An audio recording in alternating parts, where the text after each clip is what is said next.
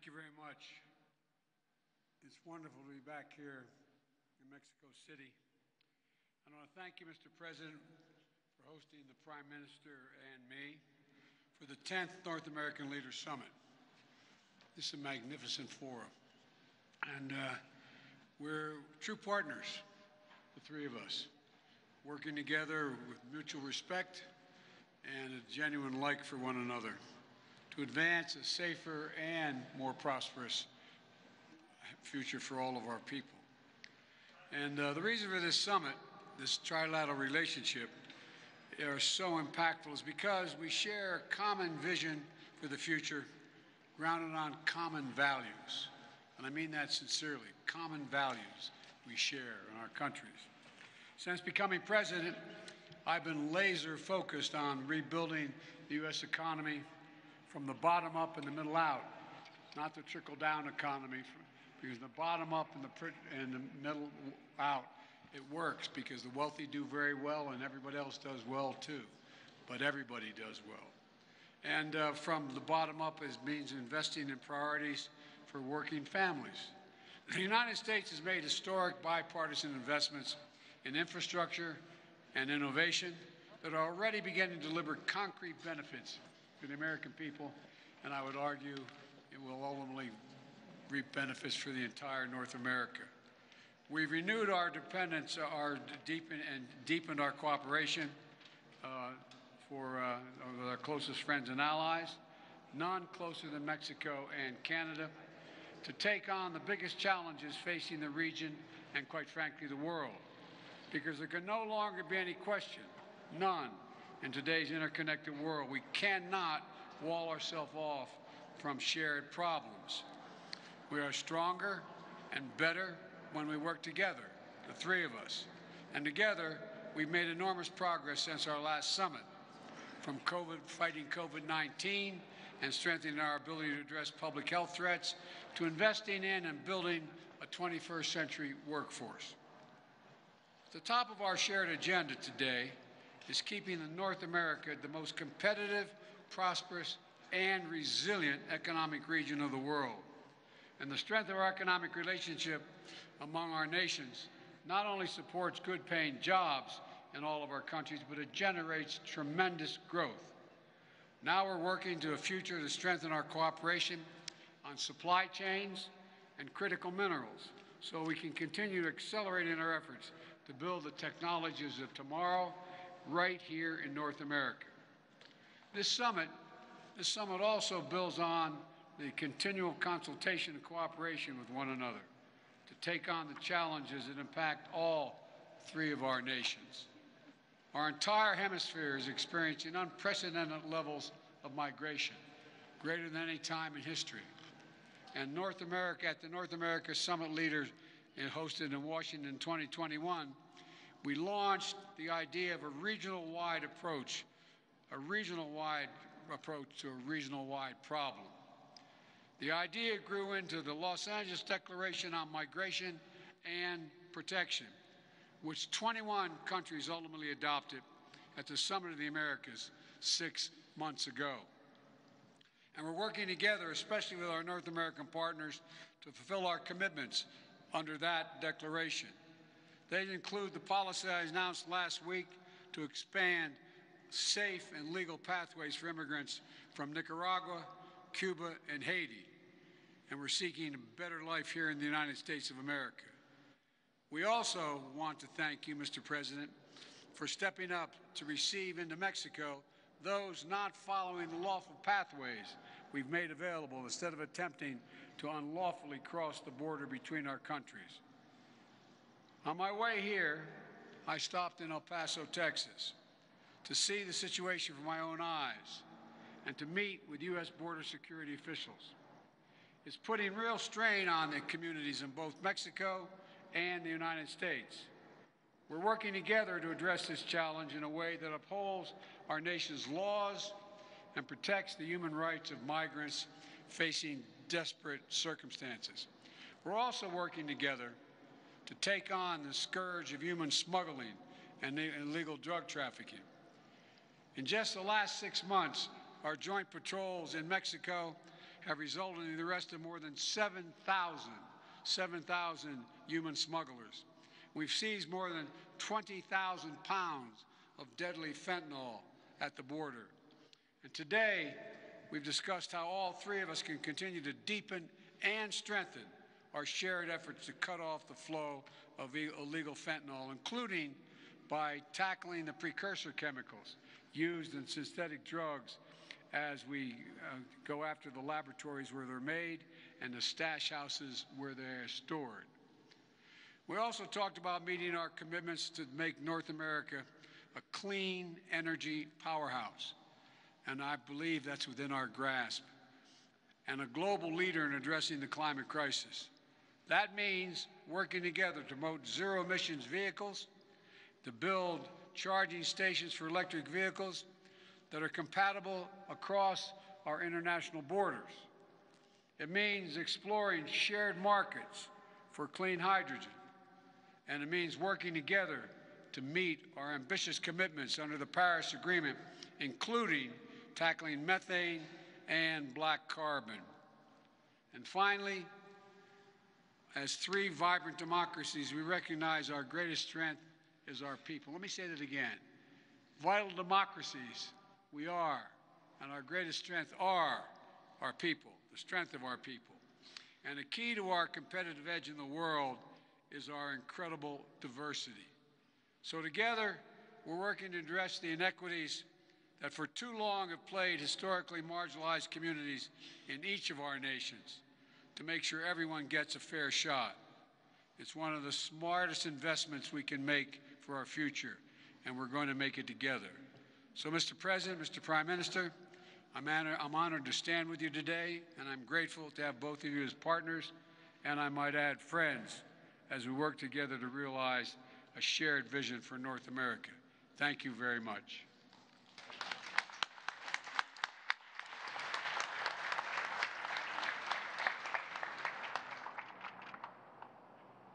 Hace uso de la palabra el excelentísimo señor Justin Trudeau, primer ministro de Canadá. Bonjour, good afternoon, buenas tardes. President López Obrador, mi amigo, thank you for having us here in Mexico City. President Biden, my friend, thank you for all your hard work and your valuable insights at today's meetings. As a continent, we are unique. We are three large democracies committed to freedom, human rights, equality, and creating real opportunity for everyone. We share deep ties as friends and trading partners. Au cours des 30 dernières années, les économies du Mexique, des États-Unis et du Canada sont devenues intimement liées grâce à l'ALENA. Cet accord a fait croître nos économies, il a créé des millions de bons emplois et le libre-échange entre nos frontières a attiré sur notre continent des investisseurs de partout dans le monde. Free trade through NAFTA has helped make our economies among the most competitive in the world. It makes sense why.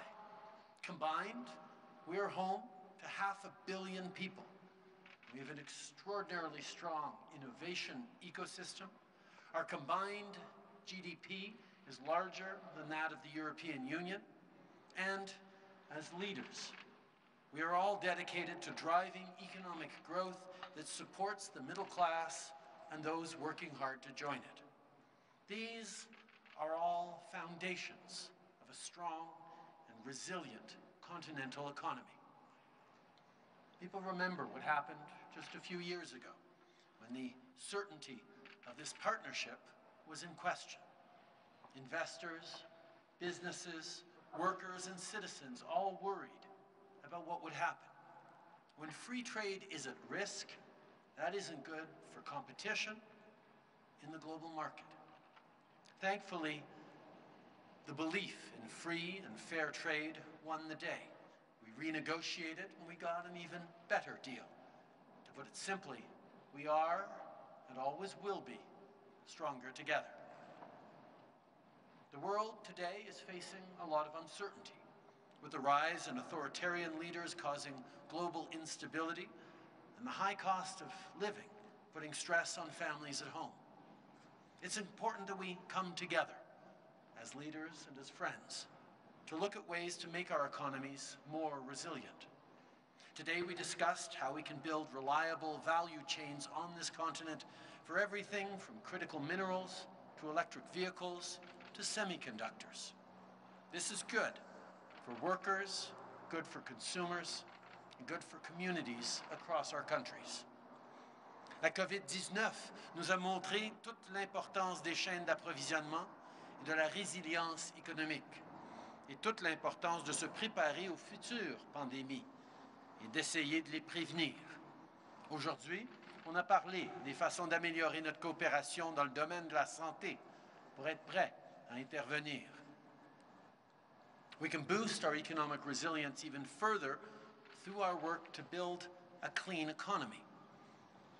Things like clean energy, including hydrogen, manufacturing zero-emission vehicles, and encouraging more people to adopt them. This is an enormous opportunity for workers and for business. On doit tous prendre part à l'action climatique. Les gouvernements et le secteur privé doivent travailler ensemble vers l'atteinte des objectifs de 2030.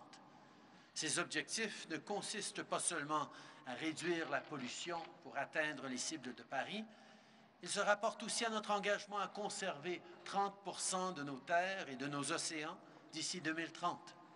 Le mois dernier, à COP15 à Montréal, le Canada a réuni les pays du monde entier et on a pu conclure un accord historique pour protéger la nature.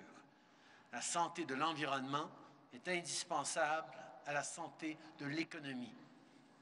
Canada is pleased to have our Mexican and American friends committed so strongly to protecting clean air, clean water, and a brighter future.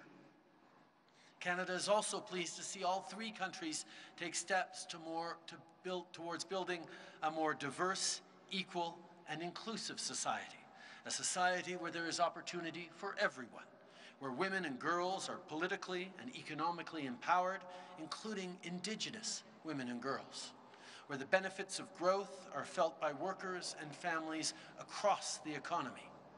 By doing this, we create a more stable, prosperous, and equal future. And we build economies that work for all North Americans. We made progress on a lot of different things today. There's a lot going on in the world right now, and as North American leaders, we recognize the roles our countries play in being a source of stability and security, not just in the region, but around the world. Ce sommet a été productif. Il nous a permis de réitérer notre vision commune et la vigueur de notre partenariat. I know we'll make much progress in the coming year, and I look forward to hosting you both in Canada for the next North American Leaders Summit. Thank you. Merci. Gracias.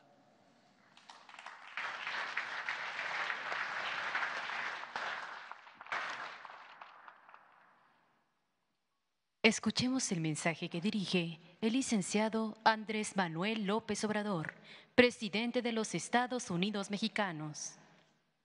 Agradezco de manera sincera la participación del presidente Biden y del primer ministro Justin Trudeau,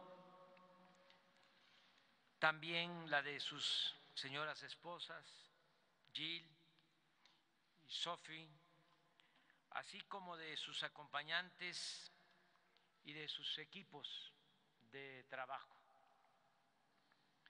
El solo hecho de reunirnos como buenos vecinos en un ambiente de respeto para buscar juntos el bienestar de nuestros pueblos ya es en sí mismo un acontecimiento histórico. Sin embargo, destaco que acordamos fortalecer nuestras relaciones económicas y comerciales, para lo cual se creará un comité conjunto destinado a la planeación y a la sustitución de importaciones en América del Norte, procurar ser cada vez más autosuficientes, así como para hacer realidad el desarrollo, la cooperación y el bienestar de todos los países de nuestro continente. Estados Unidos, Canadá y México propondrán cada uno a 4 integrantes para la formación de este grupo de 12 especialistas que, además de ser conocedores de la materia, del tema en cuestión, contarán con nuestra absoluta confianza para motivar, persuadir y convencer a empresarios, a trabajadores y a servidores públicos de los 3 gobiernos acerca de la importancia, de la trascendencia de unirnos en América del Norte y buscar hacia adelante la unión en todo el continente americano. Por parte de México, en este grupo nos representará Marcelo Ebrard, secretario de Relaciones Exteriores, Rogelio Ramírez de la O, secretario de Hacienda y Crédito Público, Raquel Buenrostro Sánchez, secretaria de Economía, y Alfonso Romo Garza, en su carácter de empresario independiente. También abordamos como asunto prioritario la integración económica y comercial, como ya lo expresé, de todo el continente americano, así como el bienestar de los pueblos y las nuevas relaciones de cooperación, dejando atrás el intervencionismo hegemónico. Yo abro un paréntesis para expresar mi reconocimiento al primer ministro Trudeau, al presidente Biden, por la manera tan solidaria en que actuaron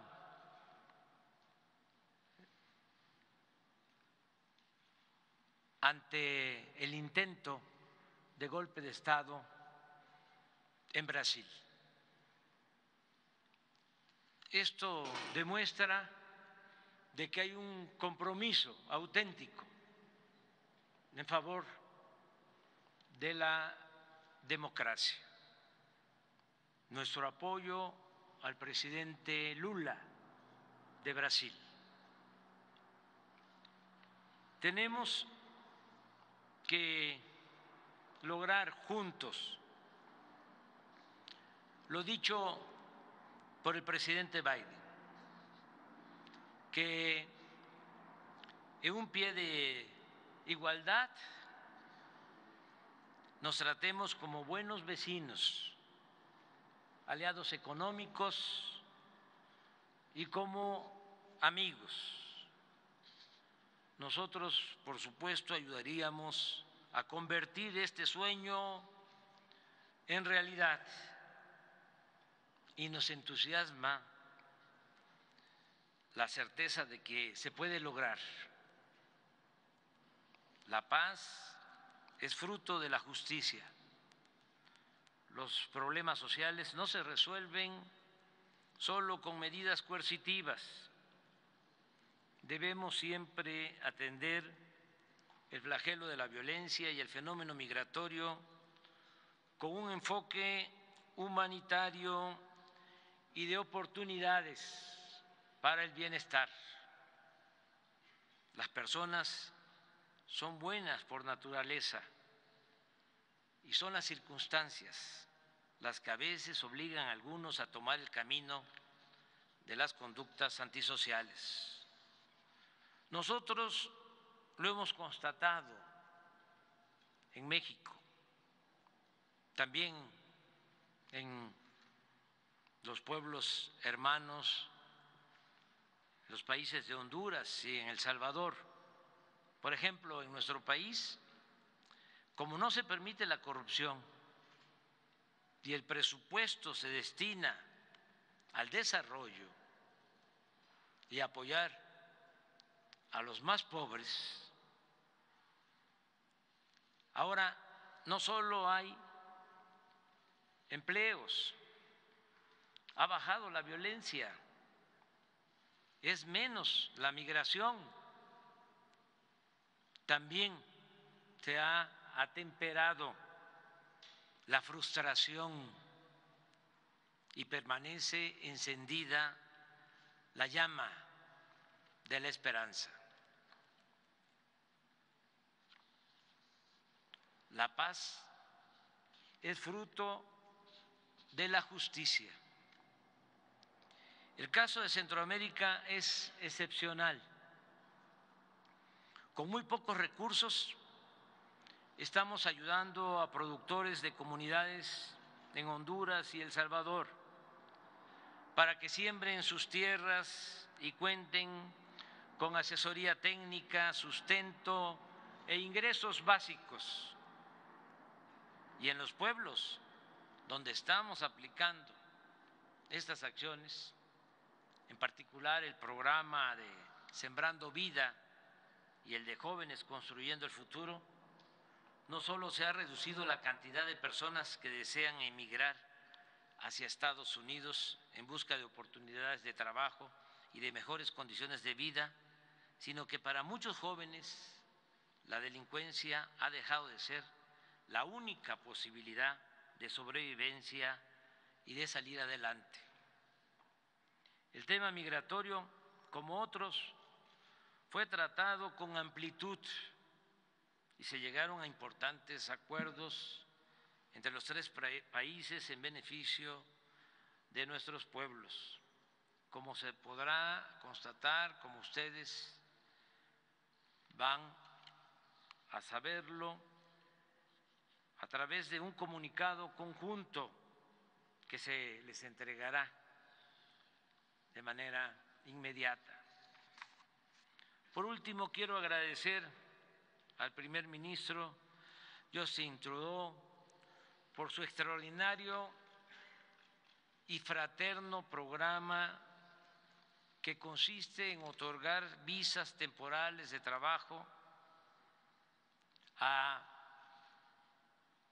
jornaleros, obreros. Este programa ya beneficia a 25,000 hombres y mujeres, 25,000 mexicanos. Es un camino a seguir, el de la migración ordenada. El primer ministro Trudeau es un gran aliado de México. Al presidente Biden, mi agradecimiento sincero por mantener con México una relación de cooperación, de amistad sincera, de respeto a nuestros paisanos que viven y trabajan honradamente en Estados Unidos y que no son acosados ni padecen de redadas como sucedía lamentablemente en otros tiempos. Ya lo hemos dicho y lo repito ahora. Usted es el primer presidente de Estados Unidos en mucho tiempo que no ha construido ni un metro de muro, y eso se lo agradecemos. Aunque no les guste a los conservadores. De manera especial, quiero dejar de manifiesto que le he solicitado respetuosamente al presidente Biden que se insista, y sé que no es un asunto sencillo, pero es justo y por eso lo planteo. Además, le tengo plena confianza al presidente Biden y le he pedido que insista ante el Congreso de Estados Unidos para regularizar la situación migratoria de millones de mexicanos que llevan años viviendo, trabajando y contribuyendo en el desarrollo de esa gran nación que es Estados Unidos. He reafirmado que el presidente Biden es un hombre con convicciones,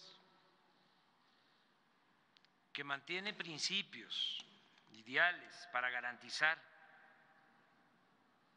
como muchos otros, mujeres, hombres, en Estados Unidos y en el mundo,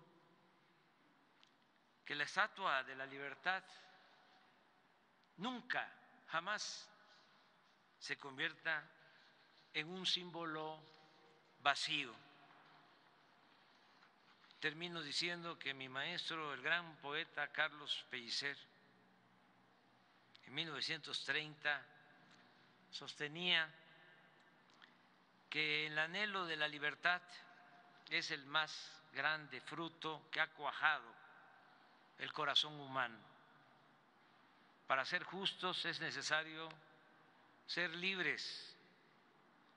Los sentimientos de justicia son hijos de la libertad, pues nunca, nunca siendo esclavos podremos ser justos. Muchas gracias.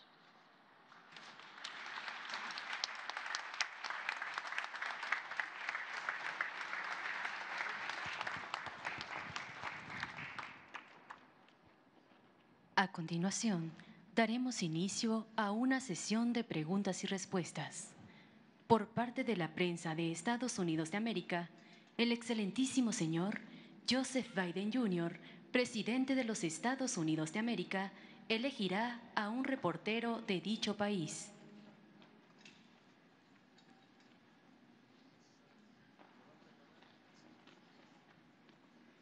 All right, I was having trouble hearing, but I'd like to call on Associated Press Colleen Long for the first question. Thanks, Mr. President. Hola, señor, and hi, Prime Minister Trudeau. For Mr. President, you've been accused of being too soft on border security and now too hard following the recent border policy changes. What's the right balance? And on the news at home, can you explain how classified documents ended up in one of your offices, and should the public have been notified sooner? For Prime Minister Trudeau, there's been a suggestion that Canada lead a multinational security force in Haiti. I wondered if that was a possibility and what you would need. Y señor usted presidente, muchas gracias por la bienvenida esta semana. Quiero preguntar, you said you would accept, you would be willing to accept more migrants arriving to the U.S.-Mexico border. What do you want from the U.S. in return? Answer first. Well, let me get rid of the easy one first. People know I take classified documents and classified information seriously. When my lawyers were clearing out my office at the University of Pennsylvania, they set up an office for me, secure office in the Capitol. When for 4 years after being vice president, I was a professor at Penn. They found some documents in a box, a locked cabinet, or at least a closet. And as soon as they did, they realized there were several classified documents in that box. And they did what they should have done. They immediately called the archives, turned them over to the archives, and I was briefed about this discovery and surprised to learn that there were any government records that were taken there to that office. But I don't know what's in the documents. My lawyers have not suggested I ask what documents they were. I've turned over the boxes. They've turned over the boxes to the archives, and we're cooperating fully with the review, and which I hope will be finished soon, and there'll be more detail at that time. The first question now I forgot. Your first question related to? I asked if the public. I'm only joking. The answer is you've got both extremes are wrong. It's a basic middle proposition. Here, look, as was mentioned by all of us in one way or another, this has been the greatest migration in human history around the world, as well as in this hemisphere. And when I got elected, the first major piece of legislation I introduced was to reform the immigration process, to make it more orderly, to make sure people have access under the law.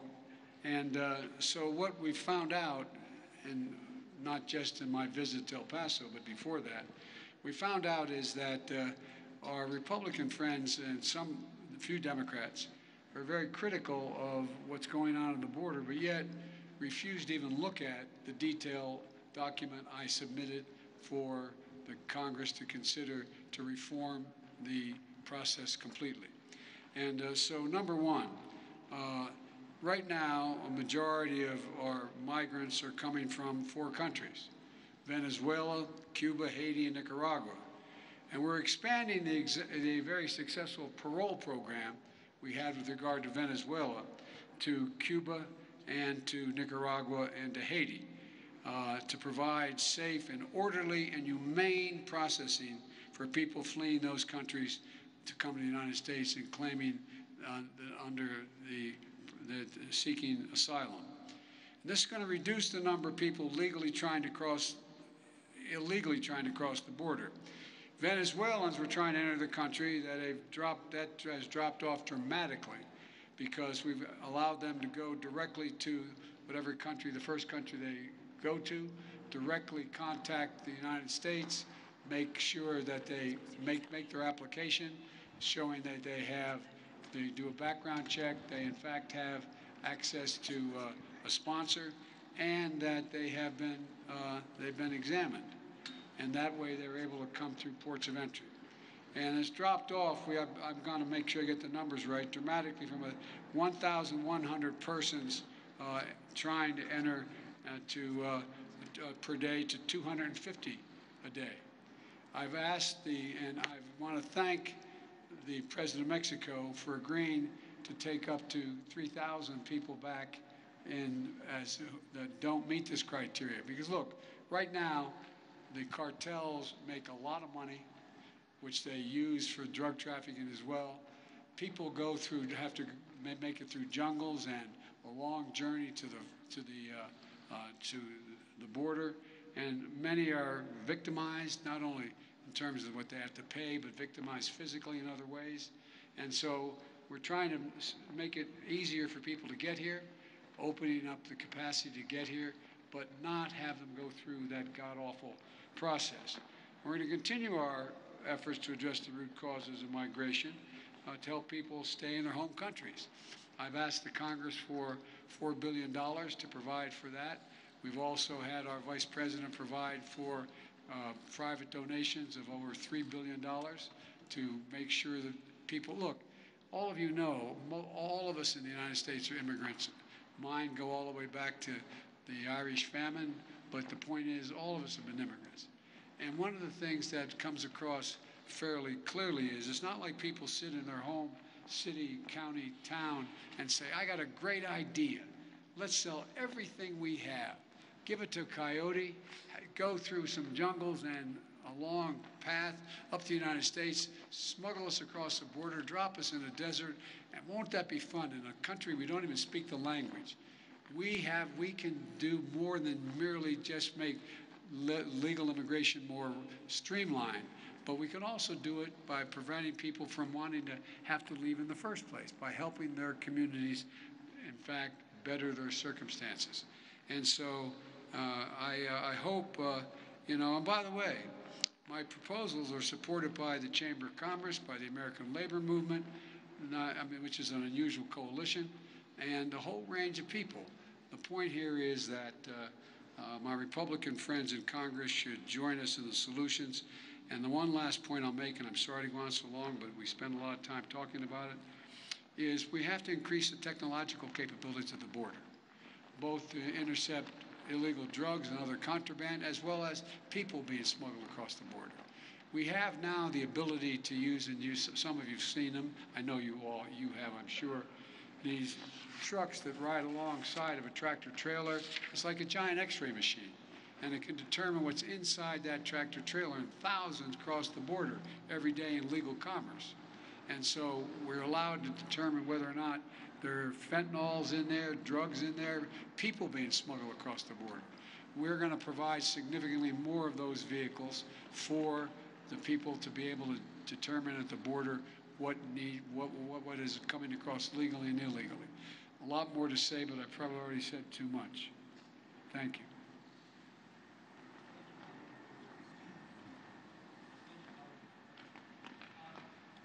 Por parte de la prensa de Canadá, preguntará David Cochrane de CBC al excelentísimo señor Justin Trudeau, primer ministro de Canadá. Your question, and I'll fold the Haiti question in as well. Okay, thank you, Prime Minister. A question for you and for President Biden as well. President Biden, you've talked a lot about economic cooperation and building continental supply chains and resilience here. But since you've been president, Canadians have seen what they consider to be protectionist, U.S. protectionism from you in things such as the Buy American Act. So what assurances can you give to Canadians and Mexicans watching this at home that there will be equal partners in the economic opportunity you're talking about in this transition and not have to confront further attempts at American protectionism? President Lopez Obrador, if you have anything to say on that, we'd love to hear it. And Prime Minister Trudeau, if you can answer the Haiti question, but also explain to us what steps your government needs to take advantage of this opportunity on the continental supply chain resiliency to ensure that Canadian companies make things like semiconductors and don't just supply critical minerals to American companies. Thank you very much. First on Haiti, the situation in Haiti is heartbreaking. Canada has stood with the people of Haiti for decades, including over the past 2 years with multiple interventions with the UN, with other partners on the ground, military interventions, police interventions, even prison guards. We have continued to stand with the people of Haiti, and we will continue to. Obviously, this current situation is heart-wrenching. And we need to continue to be there for the people of Haiti, but we need to make sure that the solutions are driven by the people of Haiti themselves. That's why Canada's focus, as we've stepped up over the past months, has been, first of all, in putting significant sanctions on the elites who are responsible for so much of the violence and political instability in Haiti. A handful of small, extraordinarily wealthy families in Haiti have been causing much of the strife because of political and pecuniary interests, and that is why the sanctions that Canada has put forward are causing significant impacts on the ground. We're also moving forward with significant supports for the Haitian National Police, including with armored vehicles that the Americans have stepped up on as well, to ensure that the police is able to stabilize the situation on the ground. Obviously, there's much more to do. We've sent down a group of interlocutors to work both on the political side, but also to liaise directly with the security officials on the ground so that we can be responsive in immediate ways to what is needed for the Haitian National Police to get a better control and ensure greater stability for the people of Haiti. The UN called in September for the free flow of food, medicines, water, and fuel. Much of that has started again. It's still not where it needs to be, but we're going to continue to lean in on ensuring that that happens. But at the same time, We are working with partners across the Caribbean and indeed with the United States and Mexico to ensure that if the situation starts to deteriorate once again, we will have options. But like I said, we're going to make sure that what we do this time allows for the Haitian people to get the situation under control, and a big part of that is putting those sanctions on the Haitian leadership that are responsible for so much of the misery people are going through. In regards to the continental supply chain, that was at the center of our conversations throughout this North American Leaders Summit. The idea that we already work extraordinarily well together with NAFTA, but there's so much more we can be doing at a time where supply chains around the world are under increasing stress, and significant economic actors around the world are becoming less reliable as partners and less desirable as partners in building the technologies and the energy futures that we want. That's why, and you brought up a few examples of it, our critical minerals approach, a strategy that we just released a few weeks ago, is focused not just on mining the critical minerals that Canada has, that North America and the world needs in responsible environmental partnership with Indigenous peoples, doing it the right way, but also the development, the processing, the transforming into batteries, the transforming into technology that goes along the value chain as something that is important for Canada. And yes, it's something that we're continuing to look at. It's the same thing with electric vehicles, where we're building electric vehicles with our partners in Mexico and in the United States. But Canada, again, from the critical minerals that go into the batteries and the batteries themselves that we're starting to build, to the steel and aluminum that is amongst the cleanest in the world being developed in Canada, to the technology, the innovation from AI to engineering that is part of it. Canada is very much a partner in what we're developing in terms of more resilient supply chains. So there's lots more to do indeed. Even on semiconductors, the largest semiconductor packaging plant in North America, I believe, is in Bromont, Quebec. And packaging of semiconductors is actually how you assemble them into a unit that can then do the high value calculations and computations that need to happen. These are the kinds of things that Canada is very much focused on in ensuring not just prosperity right now, but good jobs as we move towards a environmentally responsible, net zero, socially inclusive future that the middle class in all three of our countries are relying on.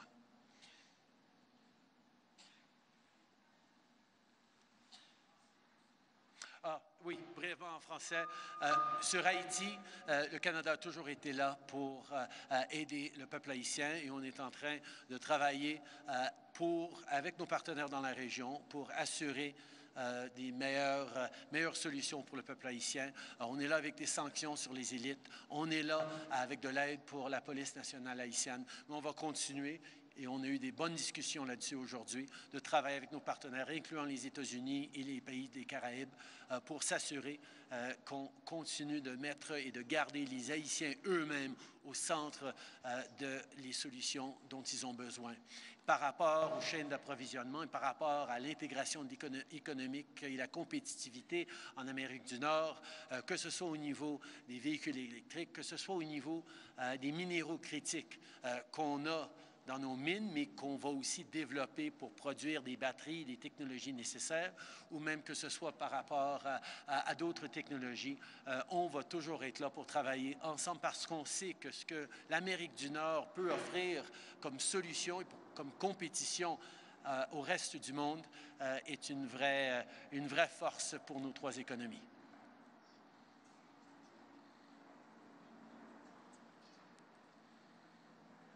Por parte de la prensa de México, preguntará Sara Pablo de Grupo Fórmula al licenciado Andrés Manuel López Obrador, presidente constitucional de los Estados Unidos mexicanos.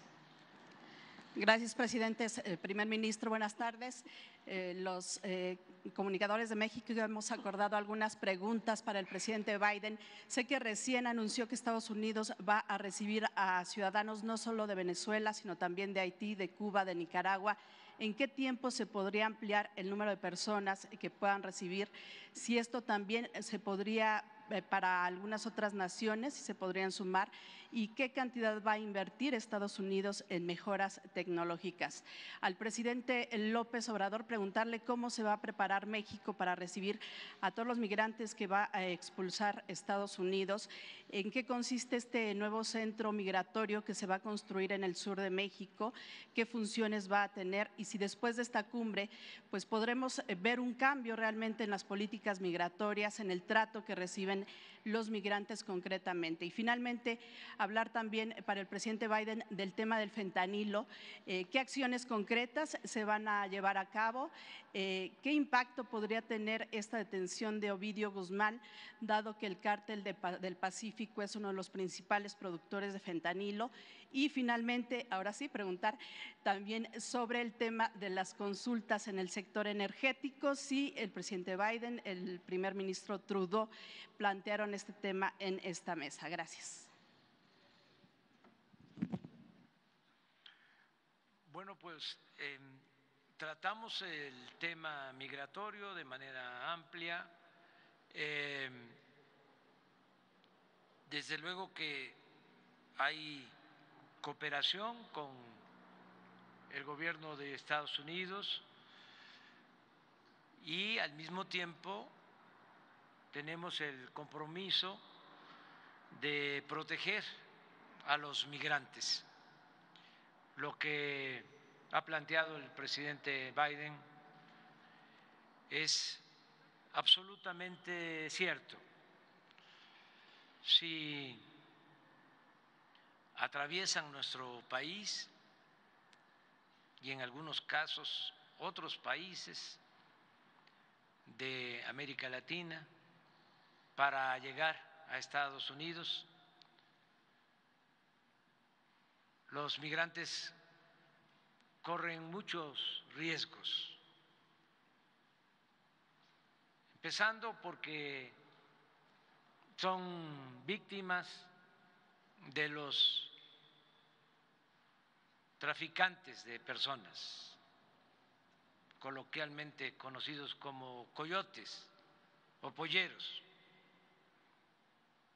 que les cobran una cantidad para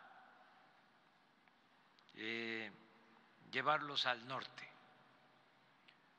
Esos polleros, coyotes, tienen redes y a su vez contratan camiones, trailers. En una caja de un tráiler pueden transportar a 300, 400 personas. Son constantes los accidentes en las carreteras de México, desgraciadamente. Y lo peor es que muchos migrantes son secuestrados por la delincuencia, asesinados, algo muy triste, muy doloroso. Por eso hablo de la protección. Nosotros lo que queremos es una solución de fondo. Siempre lo hemos sostenido que la gente no deja, también como lo planteó el presidente Biden, sus pueblos, a sus familias por gusto, lo hacen por necesidad.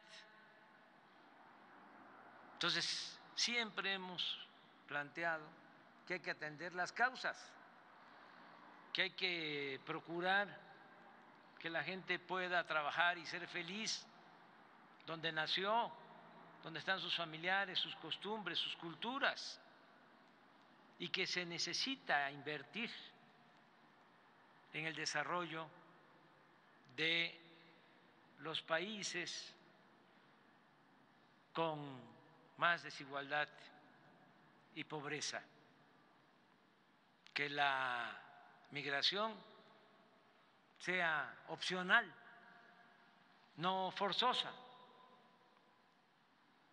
En tanto logramos eso, porque no quitamos el dedo del renglón, México con pocos recursos está ayudando, ya lo expresé, en comunidades de Honduras, de El Salvador, ya vamos a empezar en Guatemala, en Belice,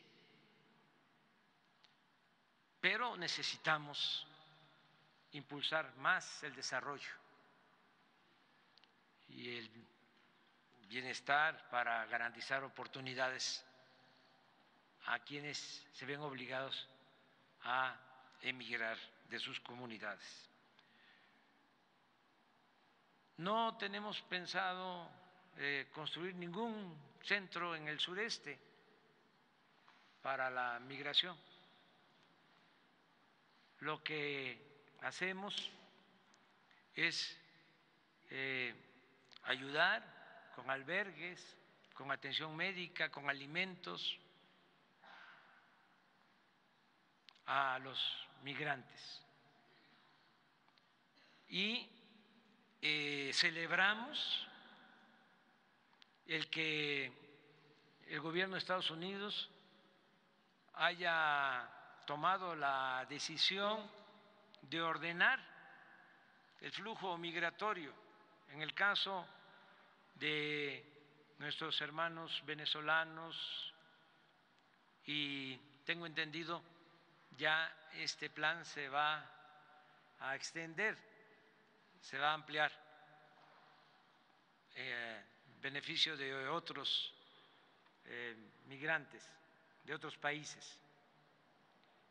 Nos consta que desde que se anunció de que iban a darse estas visas, estos permisos humanitarios, en el caso de la población de Venezuela, se redujo el flujo migratorio, la travesía por nuestro país, considerablemente, porque se anunció en Estados Unidos y esto se hizo público en todos lados, de que iban a entregar 24,000 visas o permisos humanitarios, que habían que hacer los trámites, y a pesar de que hay ciertos requisitos que se tienen que cumplir, la gente optó por esa opción. Se abrió una vía que no existía. Todo era llegar a Estados Unidos arriesgando la vida. Ahora, con este mecanismo aprobado, pueden hacer su solicitud y les puede llevar tiempo, pero hay la esperanza de que se va a lograr el propósito de ir a Estados Unidos a trabajar, a vivir. Eso nosotros lo celebramos y pensamos que lo que está haciendo, repito, Canadá es también lo correcto. Y hablaba yo de nuestra experiencia y se pueden revisar los datos.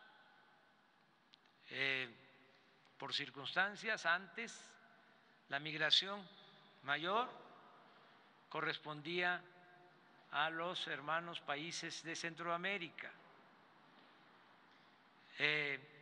pero también durante mucho tiempo de mexicanos que iban a buscarse la vida y a trabajar a Estados Unidos.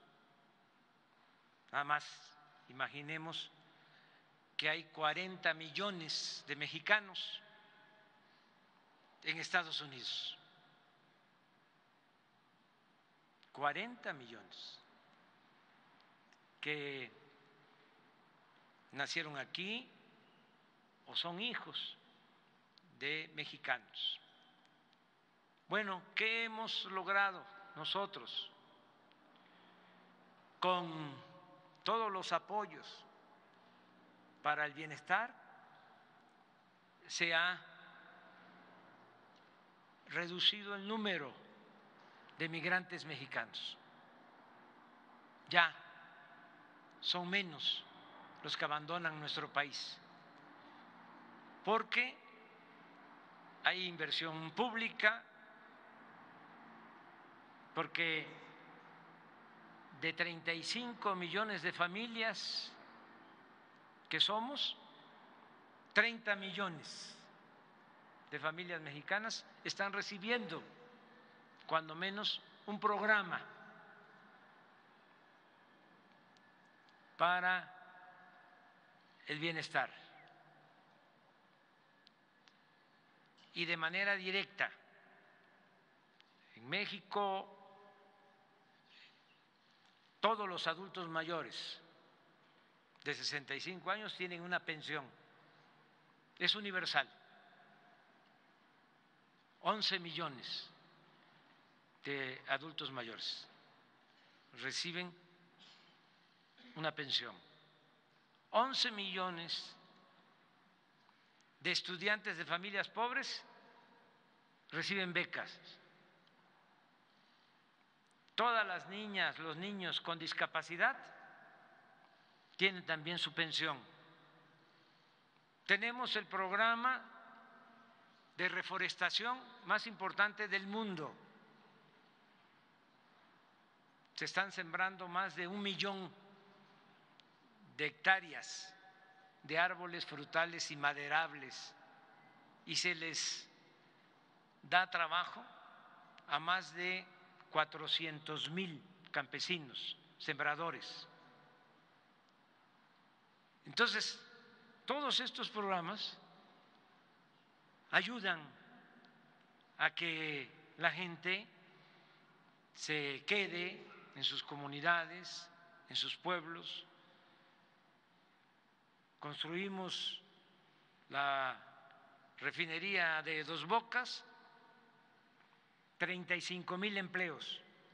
Estamos construyendo el Tren Maya, que es la obra ferroviaria más grande del mundo, porque son 1,554 kilómetros. 1,554 kilómetros en 5 estados. Toda la región maya, que es de las zonas arqueológicas más importantes del mundo, pues ahí están trabajando en la construcción de ese ferrocarril como 300,000 personas. Entonces, esa es la opción, ese es el camino, el desarrollo, el bienestar. Y yo, repito, celebro que tanto el gobierno de Canadá como el gobierno de Estados Unidos estén atendiendo el problema migratorio con ese enfoque. Hay lamentablemente otros políticos, otros gobernantes que actúan hasta de manera inhumana. Ahora, en esta temporada de invierno, por respeto no lo digo de manera directa, pero un gobernador de nuestro país vecino, Cabezón, todo un movimiento para llevar migrantes a Nueva York, a Washington, y dejarlos ahí tirados. Eso es politiquería, eso es completamente inhumano, eso no debe de hacerse, porque hay quienes se olvidan de que todos somos migrantes. ¿Cómo se desarrolló esa gran nación que es Estados Unidos? Con migrantes. Gracias a eso. Entonces, tenemos que seguir buscando alternativas. Lo mismo en el caso de la violencia, hay que atender las causas. Antes, en el caso de nuestro país, no se atendía a los jóvenes. Lo único que se hizo fue llamarles ninis, etiquetarlos de manera discriminatoria. Ninis, ni estudian ni trabajan. Y nunca se ocuparon de los jóvenes. Y todos esos jóvenes solo tenían como opción o emigrar, que muchos lo hicieron, actuando de manera respetuosa y responsable, y otros también se buscaban la vida cuando no había oportunidades en lo que se llama la economía informal, que es buscarse la vida en la calle, como se puede, sin caer en actividades ilícitas. Desgraciadamente algunos sí tomaron el camino de las conductas antisociales, pero no se atendía a los jóvenes. Ahora hay un programa dedicado a los jóvenes que no existía. Hay 2.400.000 jóvenes que están contratados, que trabajan como aprendices. ¿Qué estamos haciendo? Quitándoles el semillero, la reserva a los grupos de la delincuencia, que no enganchen a los jóvenes, que no se los lleven, que nosotros podamos darles oportunidades a los jóvenes. Eso es lo que estamos haciendo en México. Y termino también subrayando otra diferencia importante. No hay corrupción en el gobierno que represento y no hay impunidad. Está bien marcada, bien pintada la raya. Una cosa es la delincuencia y otra cosa la autoridad. No hay asociación delictuosa como era antes, que llegamos al colmo y da hasta vergüenza decirlo, que los encargados de garantizar la seguridad pública estaban al servicio de las organizaciones criminales. Eso ya no sucede en México. Por eso, en esta reunión que hemos tenido, los tres gobiernos hemos llegado a acuerdos para seguir trabajando juntos para conseguir la paz en los tres países, para que se garantice la seguridad de nuestros pueblos. Eso es lo que puedo contestarte.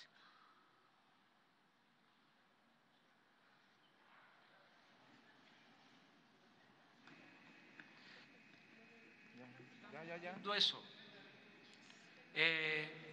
Así como les comentaba que en el caso de la migración, primero eran hermanos centroamericanos y también mexicanos, y ahora, en los últimos tiempos, mucho migrante venezolano, nicaragüense, colombiano, ecuatoriano. Hay esa situación o cambio en los lugares que están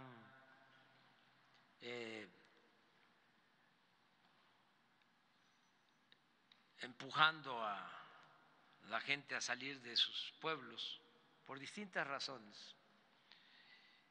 Así también en el caso de las drogas, ya no es la marihuana, ya no es la amapola, ya no es solo la cocaína, ahora es el fentanilo y los químicos, que son de lo más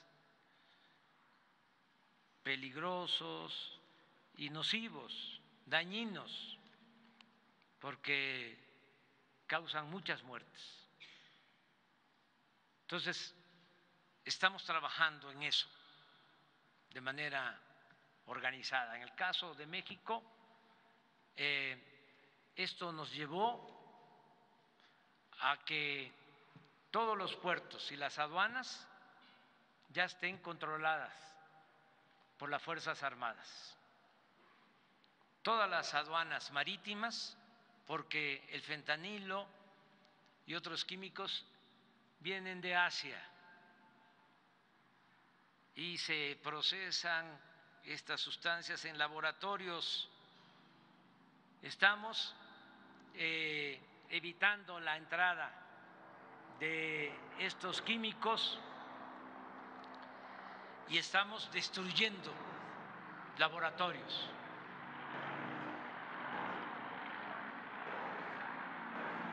La Secretaría de Marina es la encargada de manejar los puertos y las aduanas marítimas. Por ejemplo, teníamos mucho tráfico de químicos en Manzanillo, en Lázaro Cárdenas. Ya es la Secretaría de Marina la encargada de controlar esas aduanas. Y todas las aduanas terrestres de la zona fronteriza están a cargo de la Secretaría de la Defensa. De modo que estamos combatiendo el fentanilo, estos químicos, y lo estamos haciendo porque nos importa, nada humano nos es ajeno, nos importa mucho el poder ayudar a lo que está sucediendo en Estados Unidos, las muertes por fentanilo. Pero también, como hoy lo tratamos, no es un asunto solo de Estados Unidos, es que si no enfrentamos este problema, este flagelo, lo vamos a padecer nosotros también. Entonces tenemos que actuar de manera coordinada y eso se viene haciendo y ahora se trató y está en el comunicado que les vamos a entregar. Estamos defendiendo la vida.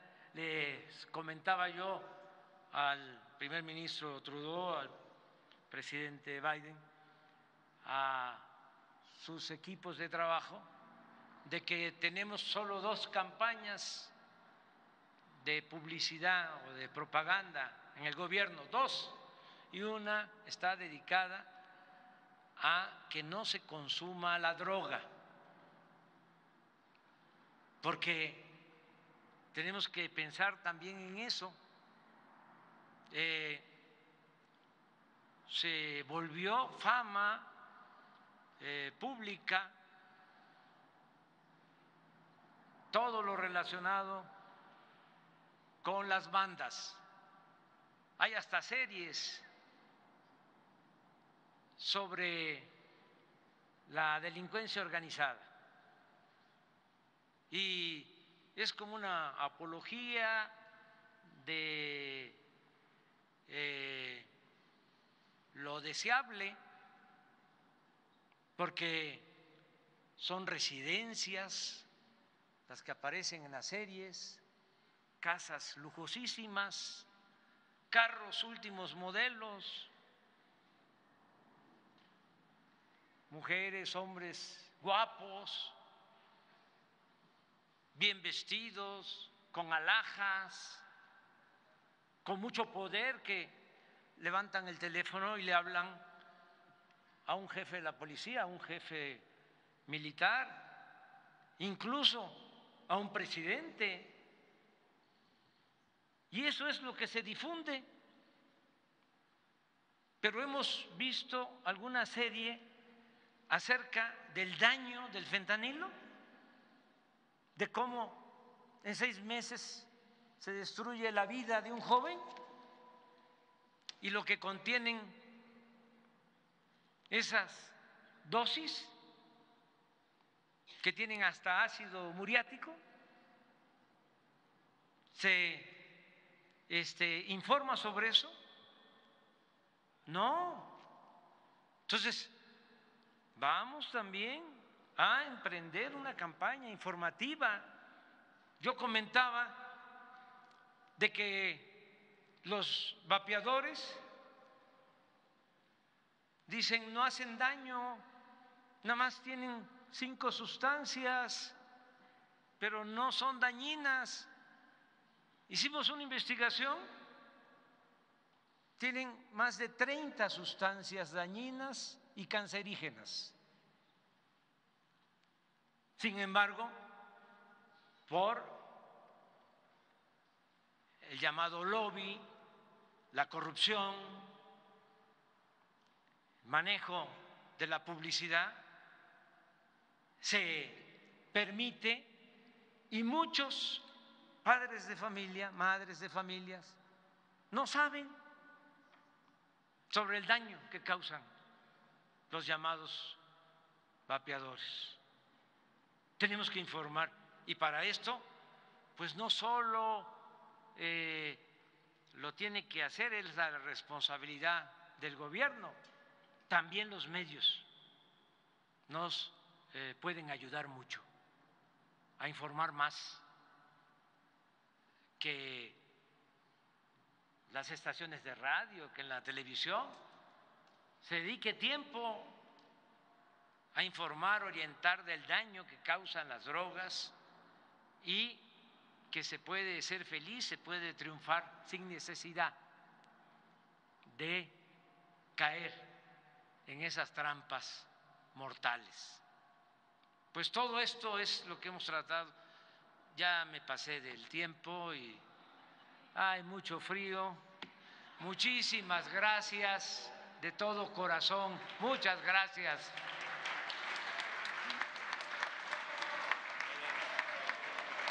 A continuación, se tomará la fotografía oficial de los mandatarios de México, de los Estados Unidos de América y de Canadá. I want the record to show I don't know what questions I didn't answer. I'm prepared later. Thank you very much.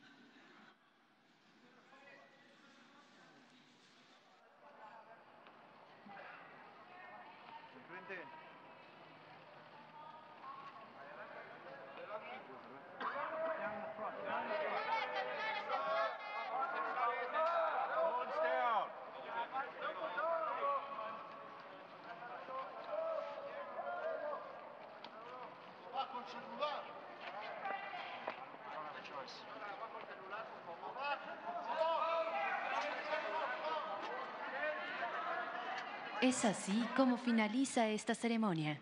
Que tengan todos muy buenas tardes.